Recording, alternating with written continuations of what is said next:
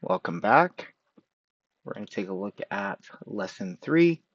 Uh, for those of you guys wanting a little bit more background, I've included some videos here. Right, this is our lab for how you will build atoms. And then there's a short video on what are ionic bonds. And then built in, there's also a video on molecular bonds.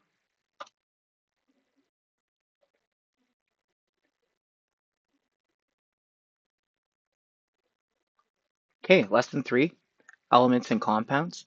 So elements versus compounds. Elements contain only one kind of atom. So this should be review once again, science 9, science 10, right? Helium is an element on the periodic table. Oxygen is an element on the periodic table. We can see there are 2 oxygen atoms. It's diatomic. And then a compound contains 2 or more kinds of atoms. So here, and again, this should be a review of the flow chart for matter, right? We have our pure substances, our mixtures, and then we have our elements and our compounds, et cetera, et cetera. But water is H2O, and it always exists in that ratio. So again, organization of matter, which I spoke about. We have matter, we have pure substances, right? Which then break down into compounds and then elements. And then we learned in our past lesson about the subatomic particles, so protons, neutrons, electrons. Matter, again, we have mixtures, we have homogeneous. The prefix homo means one, right? Things like solutions. And then heterogeneous, hetero meaning 2 or more. And we have things like mechanical mixtures. Again, pure substances are made up of only one type of atom or molecule. We have elements, we have compounds, and I've given you guys examples of each. Hopefully you guys have printed this out or you're following along with your own digital copies and you're recording your own notes with this. Mixtures, so we have combinations of pure substances. They're physically separable, so mechanical mixtures, I think of trail mix, I think of chocolate chip cookies. We have suspensions where we have different substances that are visible in different states, so salad dressings sometimes. So we have colloids or colloids, which are same as suspension but easier to separate. And then we have solutions, which are typically not easy to separate. Some of you guys might think of things like boba, like bubble tea, but solutions would be like Kool-Aid and juices. You're not able to easily separate the sugar and the food coloring. Okay, let's do a quick little test. So what kind of mixture is this? Looks like Kool-Aid. Is it a solution, a mechanical mixture, or a pure substance? Well, it's the solution. That is the solution to that question. It is a solution. Okay, looking at the next one, we have mixture. What kind of mixture is it? Is it a solution? Is it a mechanical mixture? Or is it a pure substance?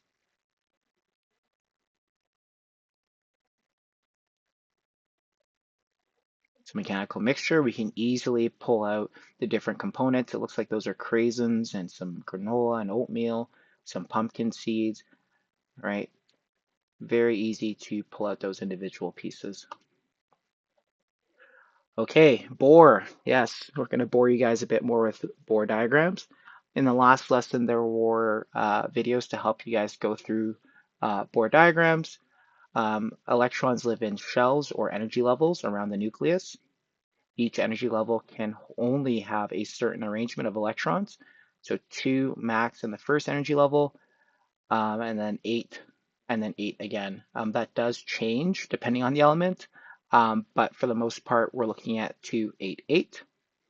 And then the outermost energy level is known as the valence electrons. So this outer energy level or shell, all the electrons out there would be the valence electrons.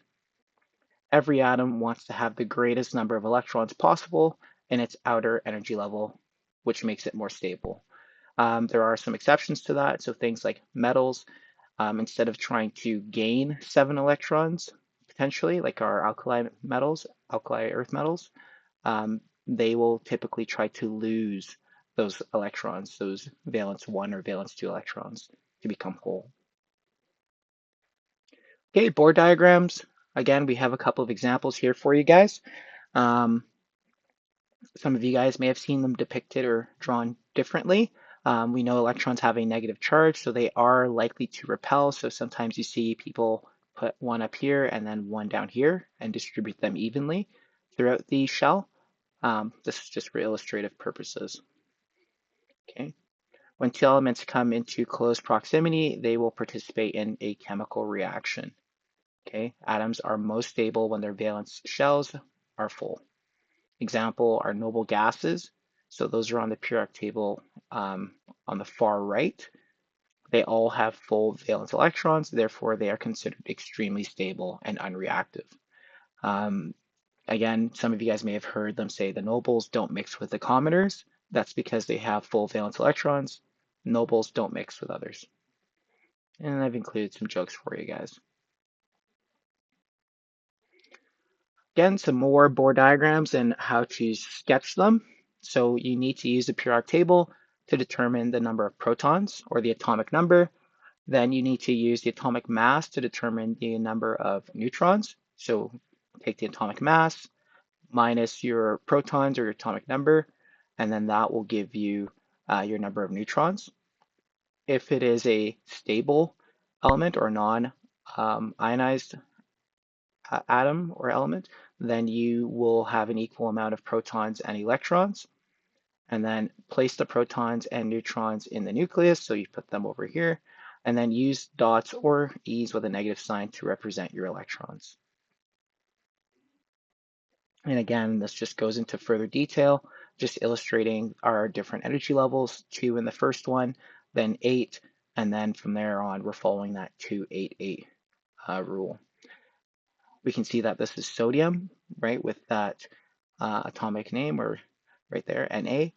We have 11 protons, we have 12 neutrons. It would have an atomic mass of 11 plus 12, which is 23. And then we have chlorine down here, which is Cl.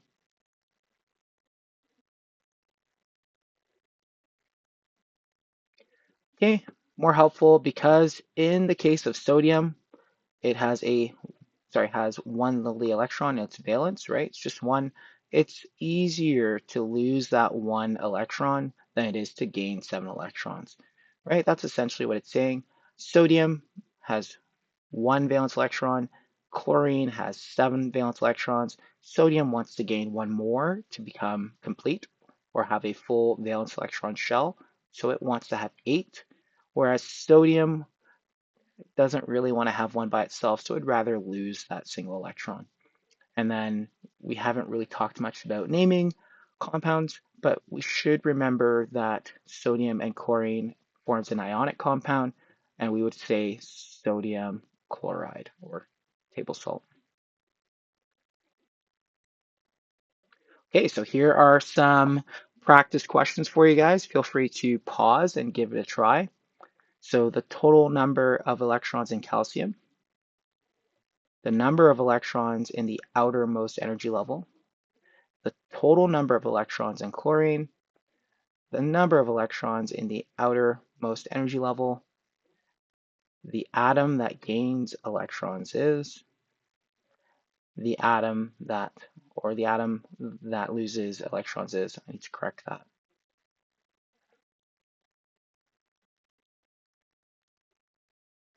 Okay, so total number of electrons in calcium is 20. Number of electrons in the outermost shell, 2. Total number of electrons in chlorine, and so on and so forth.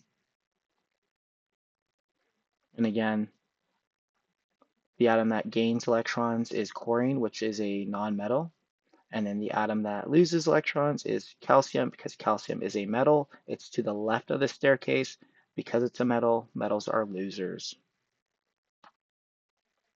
Okay, take some time to try to draw hydrogen. So again, including your atomic name or the symbol, then include your protons or neutrons if they are present. Well, there's obviously protons, and then show your electrons.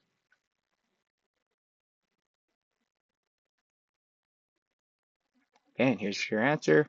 There are 0 neutrons, but there is 1 proton, and then there's 1 electron. Magnesium, again, what is the atomic symbol? How many protons are there? How many neutrons are there? How many electrons are there? Here's your answer. Okay, for those of you guys who want to kind of play around a bit with building atoms, there is a link, like I said, posted for you guys. So you can click this link. If you've never used that, give it a go,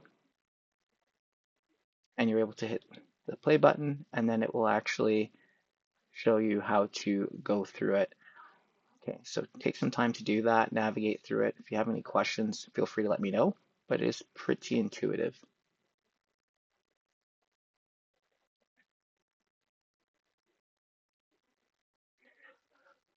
Okay, so we have, again, our Lewis dot diagrams. So these are slightly different. We're going to be showing just the valence electrons, only valence electrons. So we have our Bohr diagrams and we have our Lewis dot diagrams. This is more so important just to see how bonding will work, whether it'll be an ionic reaction, will it be a molecular reaction, are they going to share potentially an electron? This just gives us a quick snapshot. All the valence electrons are gone, are gone. So how do I know how many electrons are in the valence? Well, you can actually look at the group number. So the group number is the number that's illustrated up top. So the groups go from 1 to 18, right? So the first group here, there is a valence electron of 1, valence electron of 2. The transition metals do not follow this trend, so just be mindful. The transition metals are weird. Some of them are +1, +2, +2, +3, +2, +4. So don't look at the transition metals for this trend, but it does resume again. Moving on, carbon is a weird one where it can be +4, -4. Then we have nitrogen, which is going to be -3. It's to the right of the staircase, making it a non-metal. So it's going to be gaining 3 electrons, which makes it -3. Oxygen, right, there are 6 valence electrons. It wants 8, so it's going to be -2. Fluorine has 7 valence electrons. It's going to want 1 more, which makes it -1. And then the noble gases are all full. Therefore, they are not looking to gain or lose electrons, so they have a full valence electron shell.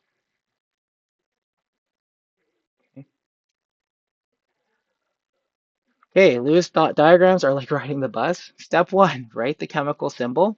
Step 2, fill empty orbitals with 1 electron each. Step 3, pair until all valence electrons are used. Example, oxygen has 6 valence electrons, which is what I said. So oxygen is right here with that O.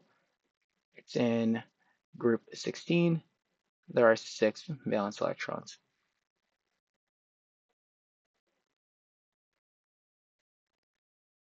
All right, we're distributing them.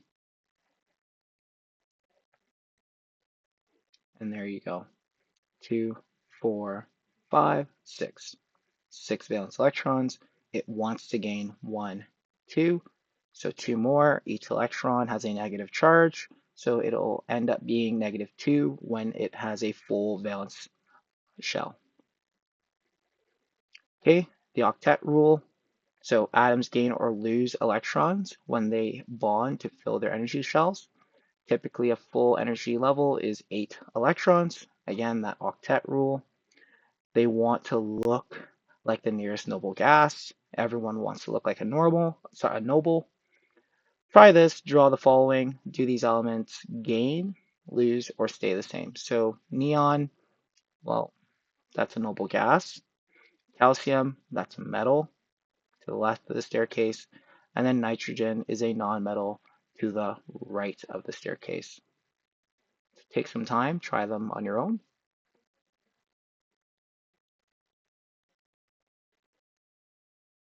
And here you go.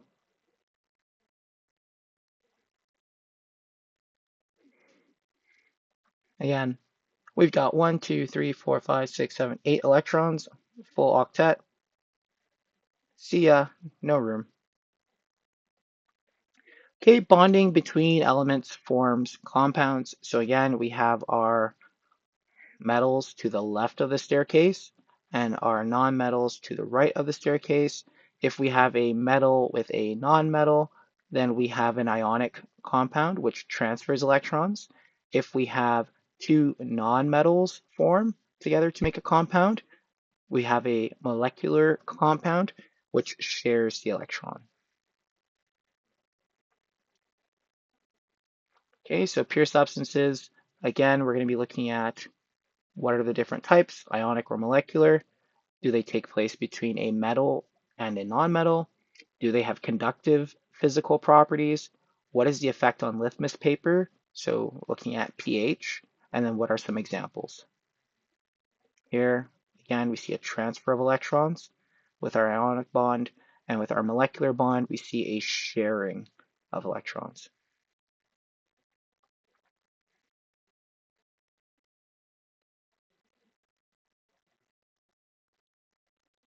Okay.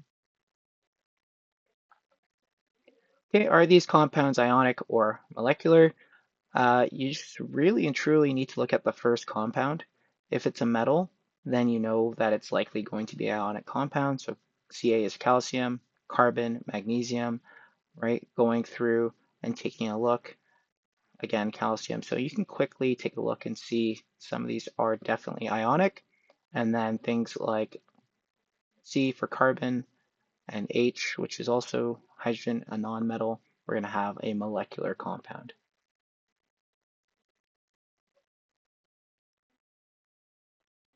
Okay, so this is just looking at your periodic tables and then referencing them to see whether we have a metal and a nonmetal or two nonmetals.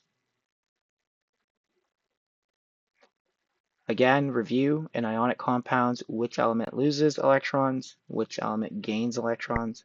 In molecular compounds, atoms blank, blank, blank, blank, right? Metals are losers, nonmetals are gainers. That's how I always remember it. Metals are losers. Nonmetals share. Sharing is caring. Okay, and there's a nice little illustration for you guys as well.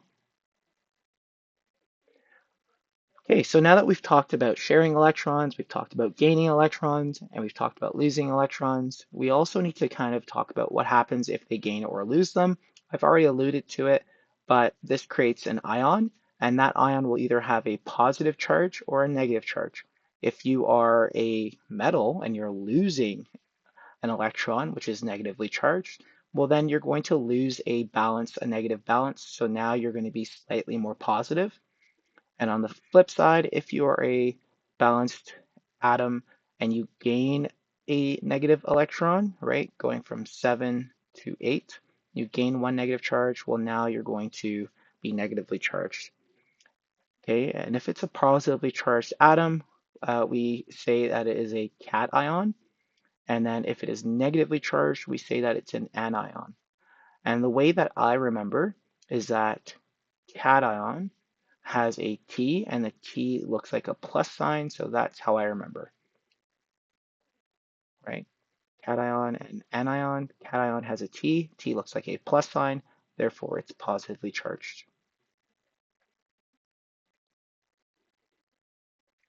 Okay. So formation of ionic compounds. Again, you can take the time to read through this, but essentially what we've talked about is you have a metal and a nonmetal. The electron leaves the metal and goes to the nonmetal, therefore resulting in a slightly positive charge, right? Because it's losing that negative electron. And then the nonmetal gains that electron, which then gives it a net negative charge. And then there's a video here for you guys to click on to go through and to look at. Properties of ionic compounds. So they typically have high melting points. They retain their crystal shape. Solubility varies, so whether or not they're able to dissolve. Conductivity. Ion solutions are conductive, molecular solutions are not. So conductive, if we were to have table salt and we were to dissolve it in water, it would be conductive.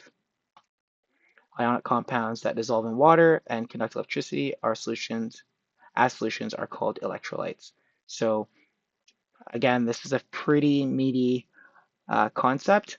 Most of you have probably heard of electrolytes, things like Gatorade, Pedialyte, potassium, sodium, right, that are included in sports drinks. There's salts that help replenish bodily fluids.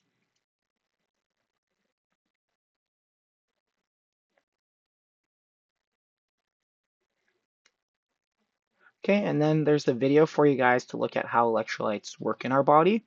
And the example I gave was Gatorade. Alrighty, so we're back to some IUPAC naming. So the rules for naming ionic compounds. So if it is a single ion, name the cation first by using the element's full name, so the metal ion. Then step 2, name the anion second by using the first part of the element's name and changing the last part to "-ide", or the nonmetal. So here we have K, which is potassium, and B, which is bromine. So we keep the first element, which is potassium. We keep the first part of the second element, which is bromide, but we're going to keep bromines. So we're going to keep that brom part, and we're going to replace the last ending part with "-ide". So it becomes potassium bromide. Okay, rules for naming polyatomic ions is slightly different. So name the cation first by using the element's full name, right? That's still the same. Step 2, name the anion second by using the polyatomic ion name that is on your periodic table. So you will get this, right?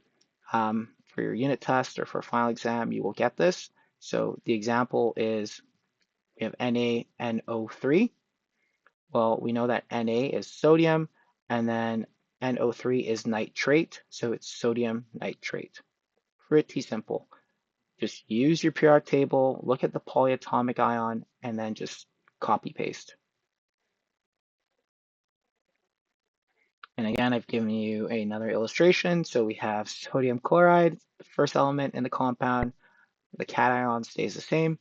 For chlorine, the first part stays, and we replace the ending or the suffix with "-ide". So here are some more examples, right? Naming ionic compounds. So we're dealing with aluminum and sulfur, but maybe this is polyatomic. I don't know. We'll have to take a look. No, it's not. Okay, so since there are no prefixes, how do you know how many of each atom there are? So we're looking at aluminum sulfide. Aluminum has an ionic charge of +3. So again, doing your Lewis dot diagram, you'll be able to see this, or looking at your ionic charges on your periodic table. And this, again, might be a review for some of you guys from Science 9 and Science 10. Sulfur has an ionic charge of -2, so we can cross them. Find the common denominator to even out the charges, which is 6, right? If we skip count by 3, 3, 6. Skip count by 2, 2, 4, 6. So the common denominator between the two is 6.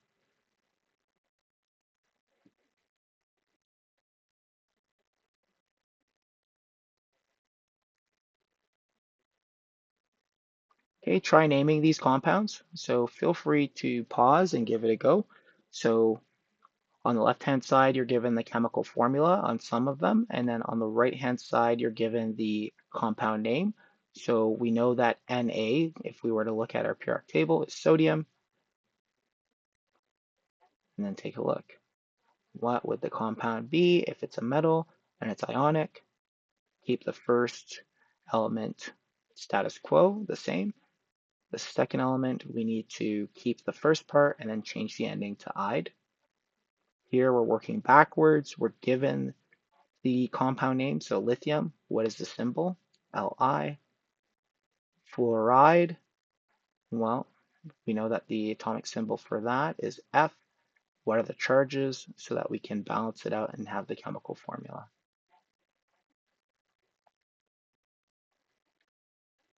Okay, and here you go. A lot of people tend to forget or confuse Ag with Au. People think Ag is gold, but Ag is silver, and then Au is gold. So just something I noticed frequently. Okay, more time. So you guys have some time to kind of go through this. It's a game. Can you win $1 million? So it's trivia for you guys. You can click on it and you can play, and there are questions for you guys to go through. You can use hints, right?